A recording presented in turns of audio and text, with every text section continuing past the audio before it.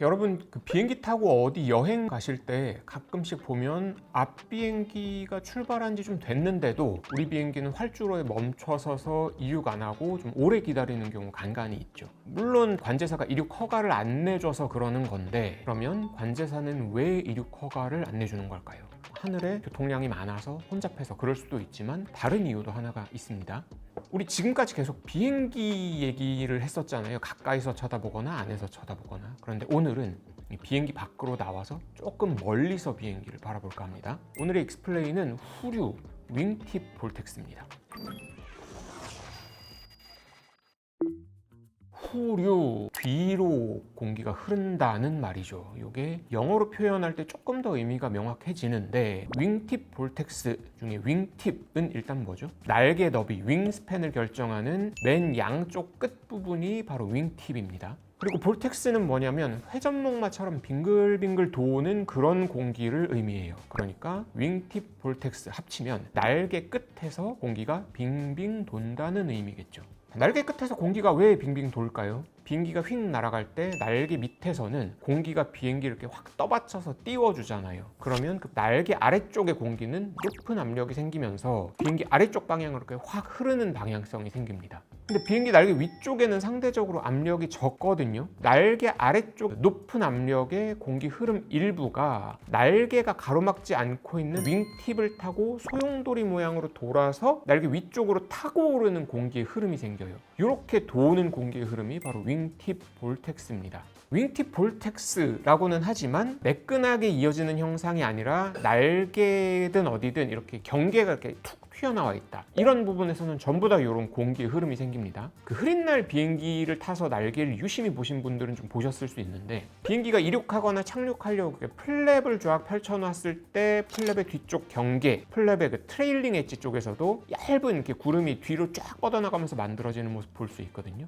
요것도 일종의 윙팁 볼텍스입니다. 사실은 요 날개 끝에서 생기는 윙팁 볼텍스 요거 자체도 항공기 효율에는 좋지 않은 영향을 미치기 때문에 이걸 좀 줄이든 아니면 막든 해야 될 필요가 있어요. 그래서 생긴 날개 형상물이 바로 우리가 알고 있는 윙렛입니다. 기종에 따라서 뭐 윙렛이라고 부르기도 하고 윙팁 펜스, 샤크렛 이런 다양한 이름들이 붙었는데, 사실 목적은 전부 다 이런 윙팁 볼텍스로 인한 효율성 저하를 막기 위한 용도입니다. 근데 이게 그 비행기가 자기가 만드는 윙팁 볼텍스는 이런 식으로 막으면 되는데, 비행기가 슝 하고 날아가 버린 자리에 남겨진 앞에 가는 비행기가 만들어 놓은 윙팁 볼텍스, 이건 어떻게 되는 걸까요? 이거는 놔두면 일정 시간 동안 계속 빙글빙글 돌면서 심지어 이 규모가 커지거든요.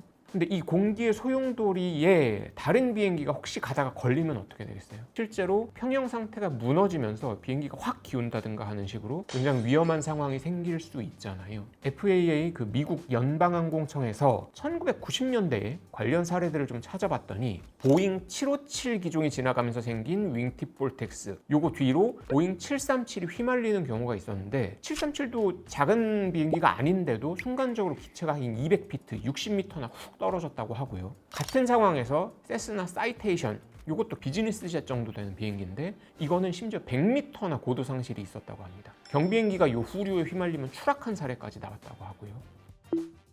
그러니까 이런 윙팁 볼텍스라는 게 뒤따라가는 항공기 입장에서는 안전에 심각한 위협을 줄 수도 있는 무서운 현상인 거예요. 특히나 앞서가는 비행기가 클 경우에는 그 윙팁 볼텍스도 더 클 테니까 더 그렇겠죠. 그래서 이런 사고를 막기 위해서 관제사들이 앞뒤 항공기 기종 같은 걸 미리 다 파악해서 간격을 분리를 다 시켜놓습니다. 앞 비행기가 이륙한 지 한참 됐는데도 우리 비행기는 이륙을 안 하는 경우, 아니면 또 공항이 그렇게 혼잡하지 않은 것 같은데 착륙을 바로 하지 않는 경우에 보면 이런 그 윙팁 볼텍스를 피하기 위한 간격 분리 중이구나 라고 생각하셔도 될 것 같아요. 윙팁 볼텍스는 비행기가 클수록 더 세고, 그래서 ICAO 국제민간항공기구에서는 이제 처음에 비행기를 3개 등급으로 나눠서 이 윙팁 볼텍스를 피하기 위한 간격 분리 거리나 시간을 제한을 합니다. 비행기 최대 이륙 중량을 기준으로 7톤 이하면 라이트, 136톤 이하면 미디엄, 요거보다 크면 헤비, 이렇게 나눴어요. 그러다가 이제 그 A380 2층 비행기가 등장하면서 헤비 위로 슈퍼라는 등급이 하나가 더 생기게 된 겁니다. 그리고 만약에 선행 항공기가 라이트인데 뒤에 헤비 항공기가 가면 최소한 4마일을 떨어뜨리고, 반대로 앞에 가는 항공기가 헤비인데 뒤에가 라이트 항공기다. 그러면 이 거리를 최대한 8마일까지 벌려놔라. 이런 식으로 기준을 정해 놓습니다. 최대 이륙 중량이 136톤 이상이다. 그럼 어떤 항공기냐? 여러분들이 타시는 여객기 중에 통로가 2개인 광동체 기종이다. 그러면 사실상 전부 다 헤비라고 생각하시면 돼요.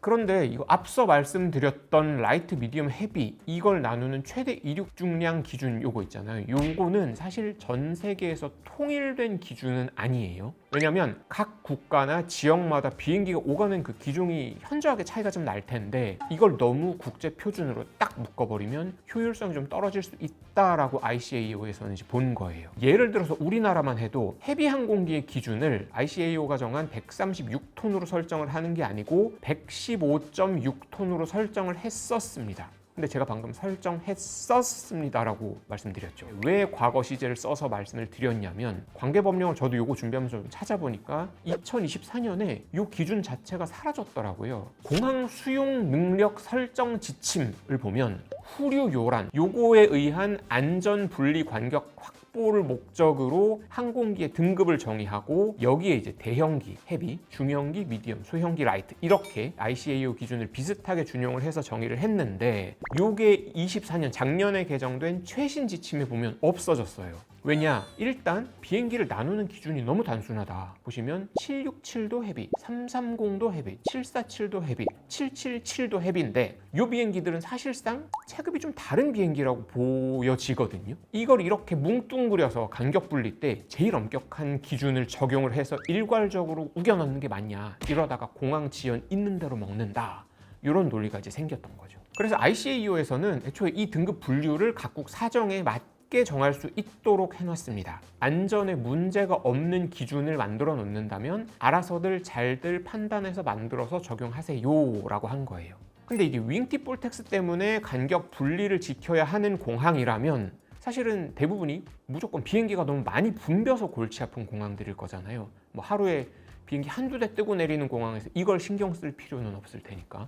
그래서 이런 공항들이 우리 공항에 많이 오는 기종들을 분석을 해서 이 등급 체계를 미디엄, 라이트, 헤비 이렇게 3개로 분류하는 게 아니라 7개, 8개, 9개 이렇게 세분화를 시켜버립니다. 요거를 리클래시피케이션, 줄여서 리캡이라고 불렀어요. 그러면 우리나라는 어떻게 나눴냐? 인천공항에 적용된 기준을 보면 기종을 중심으로 7개로 나눠놨습니다. 아까 말씀드렸던 ICAO는 최대 이륙 중량을 기준으로 나눴었는데, 우리는 그런 거 모르겠고 기종을 중심으로 분류를 한다, 이렇게 나눈 거예요. 제일 큰 비행기를 A라고 분류를 했고, B, C, D 뒤로 갈수록 작아지는데, A에는 기종이 딱 한 개만 포함되어 있습니다. A380. 그리고 B로 가면 A330, A340, A350 같은 에어버스의 광동체 기종들이 주르륵 있고, 보잉의 경우에는 747, 777, 787이 전부 다 여기 B에 들어갑니다. C로 내려가면 에어버스 중에는 요즘은 잘 안 다니는 A300, 보잉 중에는 보잉 767이 있고, D로 내려가면 우리가 요즘 볼 수 있는 대부분의 협동체기 A320 패밀리라든지 보잉의 737 라인업들이 여기 다 들어가 있습니다. 다만 737 기종 중에 NG 말고 그거보다 더 옛날 기종인 클래식 있잖아요. 300, 400, 500 시리즈.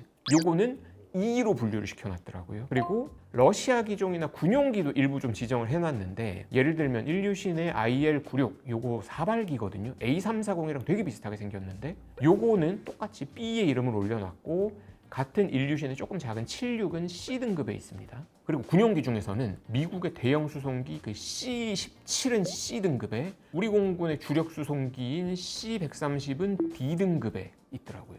이렇게 기종별로 세분화를 쫙 해놓고 앞뒤 항공기 기종을 봐서 최소 3마일에서 최대는 8마일까지 기종에 따라서 간격 분리를 하도록 이렇게 우리나라는 설정을 해놨어요. 뭐 3.5마일, 4마일 이런 식으로 좀 자세하게 분류를 해놨습니다. 요거는 사실 좀 미국 시스템을 참고를 많이 한 게 아닌가 싶었는데, 미국 FAA의 리캡 자료를 보면 이 등급을 9개까지 나눠놨어요. 그리고 역시나 분류가 우리나라처럼 기종입니다.